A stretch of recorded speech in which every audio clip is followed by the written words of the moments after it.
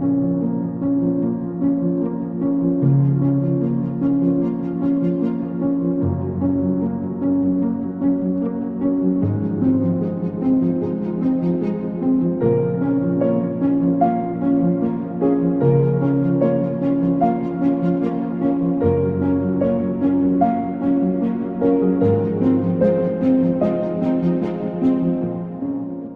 welcome everyone to our new video series, Wisdom of the Heart. And today I'm going to introduce our guest who's joining us, Elliott Robertson. He's joining us from Philadelphia, Pennsylvania. And today's topic is going to be around the topic of allowing our freedom and authenticity. So welcome, Elliott. It's so wonderful to have you join us again. Elliott's been in some of our other videos and podcasts as well. It's always a treat to spend time with you, Lynn. Same here, Elliott. So I'll go ahead and pitch it to you and let you get started if you want to, share something to kind of open up the dialogue here with us. Well, why don't we start with A Course of Love from day 9. Okay. It says, you who do not feel confident in your feelings, who do not feel confident in your ability to respond, who do not as yet feel the freedom of the new, allow yourself now to do so. Allow freedom to reign, for it is your allowance, your choice, your permission that will make it so. The only one who can stop you now is yourself. The only permission you ever needed was your own. I love that paragraph from day 9. And I think of the parable of the prodigal son as somebody who sort of illustrates that and exemplifies it. Because there he was, a farmhand. Mm-hmm. He had left his father's kingdom and he had come to know poverty, and he wasn't very fulfilled or satisfied. It was the same old every day. And suddenly he had this moment of waking up and realizing that there was something dormant within him that could come alive. Mm-hmm. He realized that there was a choice before him, that he didn't have to be in this state of consciousness, of impoverishment all the time. My favorite part, at least for this conversation, is that right after that, the father presented a ring and a robe. Mm-hmm. And the son didn't say, oh no, I'm not worthy of that, I've been away for years, blah, blah, blah. The son did nothing but silently receive, mm-hmm. without protest or resistance, without fighting.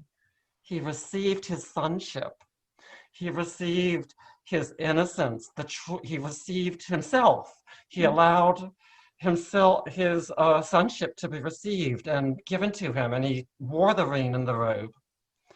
And then, of course, he was invited to celebrate life and to celebrate who he is and to celebrate his divine relationship with the kingdom at a feast. And he said yes to that.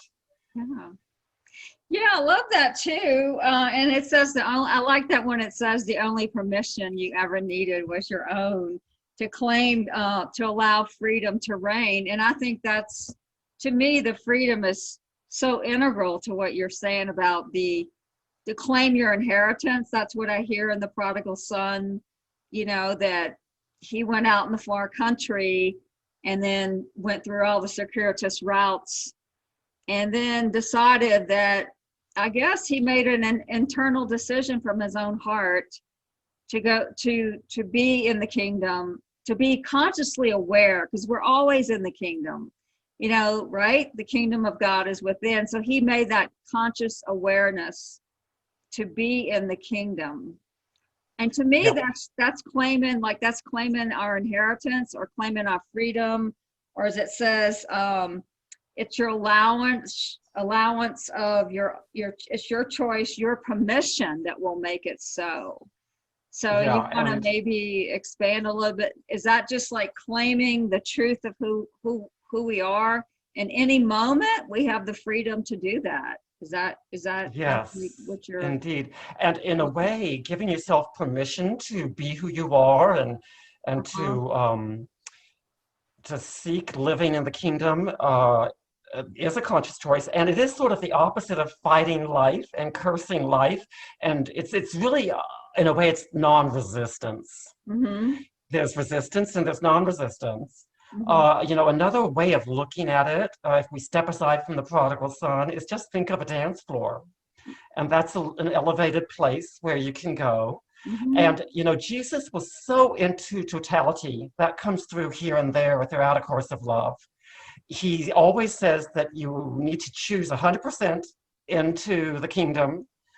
And I hear him saying, even though he never uses the phrase 99% isn't good enough, I hear him saying that that's sort of the way it is. So if you've got one foot on the dance floor and the other foot somewhere else, you're not totally on the dance floor. It Mm-hmm. really needs to be a true, authentic commitment, uh, following through on that desire that comes up within you. Mm-hmm. And then, like you were saying, we are always in the kingdom. So what is dormant within us, Mm-hmm. yeah, becomes expressed and awakened and consciously chosen into. Mm-hmm. Yeah, I think it's something like where it talks about devotion, and it says devotion must be total or not at all. So I think that maybe be what you're saying is, it's a total devotion, a total commitment, totally vigilant for the kingdom. Well, I feel like it's kind of weird to me because I feel like most of us have gone out to the far country, even though, like it says here in this paragraph you just read, the freedom to all we ever needed was our own permission. That's it. We can do it right here and now and just be grounded in that space of the presence of love, which is wholeheartedness, which is the heart space, and be grounded in that love at any moment. But it seems like most of us, including myself, we've made that journey outwardly, and now it seems like we're being pulled more inwardly now, back to it's almost like I heard Eckhart Tolle say how, the yin and the yang, where the yang is more of a masculine outward energy, and the yin is more feminine, and that's more like the way of Mary, I guess. I That we've love gone that. we've gone so far out. It's almost like here we come again, the prodigal son, the prodigal daughter is coming home, and now we're going back within. But I just wanted to say that, I think it's important for me, at least, to also state that I feel like our journey is important no matter where we go, what we do, because we're not all in sustained Christ consciousness all the time, 100%. At least I'm not, and most of the people that I associate with are not there 100%. So I'm just saying, I think there's value in the journey, that we can honor our journey. And when we do go out to the far country and we wander through the circuitous routes, I think there's a gift in all that comes with, going through some of the trials and tribulations or the challenges. And I think there's a gift in that on the bigger perspective. And yeah, so I don't I don't know if you have any thoughts about that. That we're making a journey back to a place that we've never left. That's the whole thing. you Yeah, truth know is always paradoxical. I know it's always And paradoxical. I'm so glad you brought that up, because I Mhm, think it is important to honor the journey and honor every mhm, place on the journey.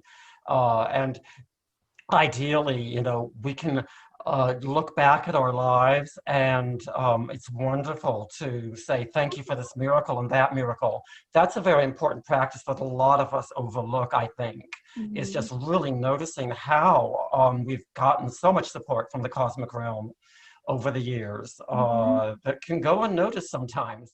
Yeah, because I think all of it's important. You know, it's not about discarding or diminishing or disparaging any of it. And that's what I love too about the course of love with the wholeheartedness as well. It's like we don't throw any of it out. You know, it's like we embrace all of it. You know, we have a relationship with all of it.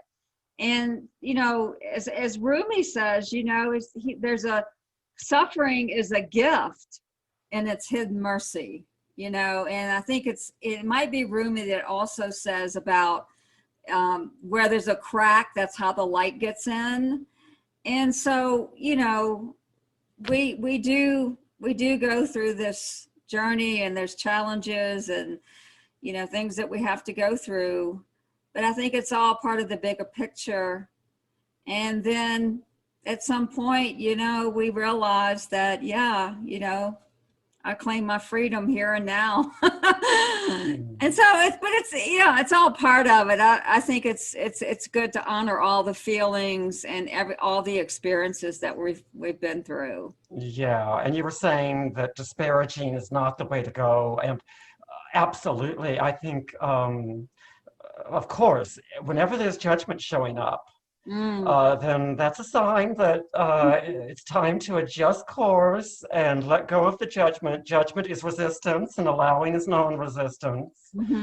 And, you know, one of the things that can get in the way and bring up judgments is having that expectation that life is going to be a certain way, or an expectation that someone's going to be in a certain way.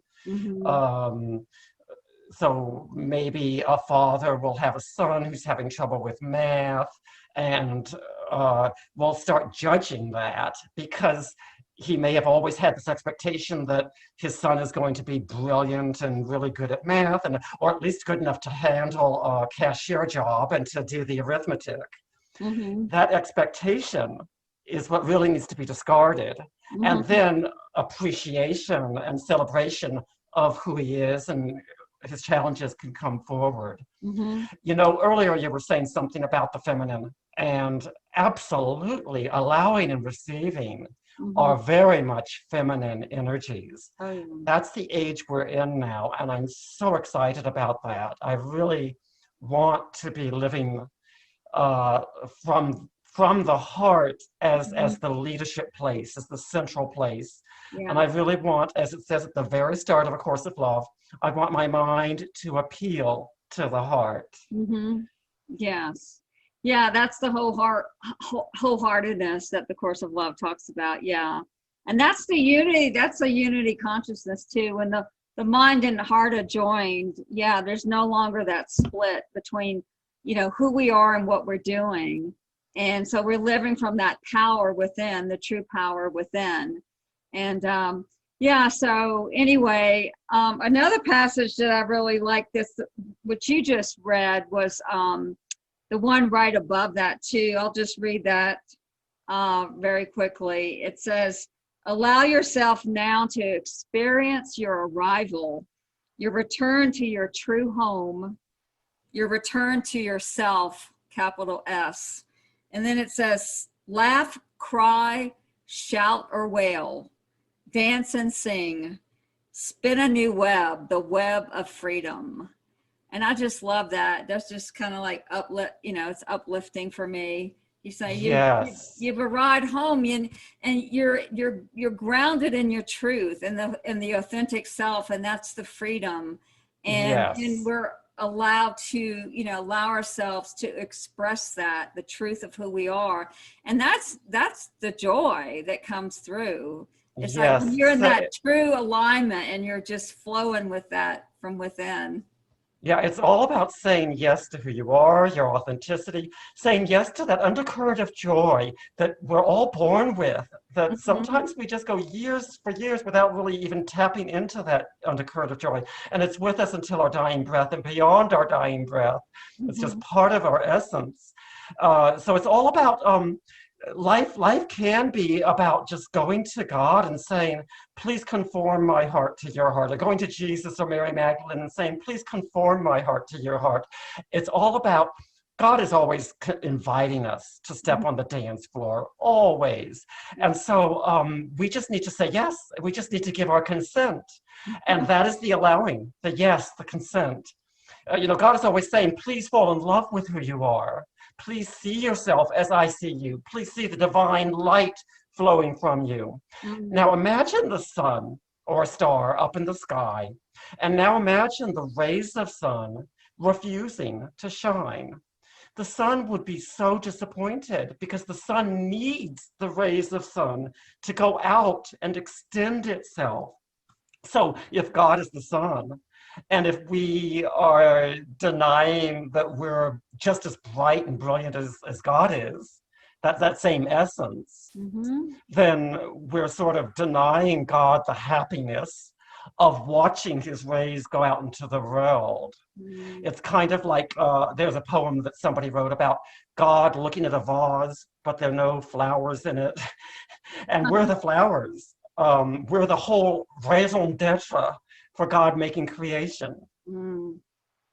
Yeah, I love that. Thanks for that image of the sun and the sun rays. That's so beautiful.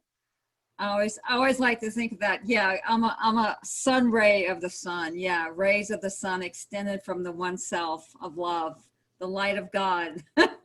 Yeah, God is longing for us to be who we are. And that's how we do that, by starting with who God is. Well, thank you, Elliot. I believe we're kind of running up on time. Is there any last minute things you would like to share before we sign off here? Because I really enjoyed our dialogue here. Yeah. Wisdom of The the heart. choice is always available to choose into, no matter what's going on in the outer world. It's from within out, and that means it's from your place of choice. Yeah, that's a good point. Being locked down from without, but we're not locked down from within. And I think it was Jacques who said that in one of the other videos that we did a while back, where we're talking about the whole pandemic. He said, we may be locked down from without, but we're never locked down from within. So we always have a choice to dwell in the heart. So yeah, I love that. So thank you so Thank you for much. inviting me. Yeah, thank you so much, Elliot. And thank everyone for watching and listening today. And next time we'll have another guest and another topic. Bye-bye. Blessings, peace, and love to everyone.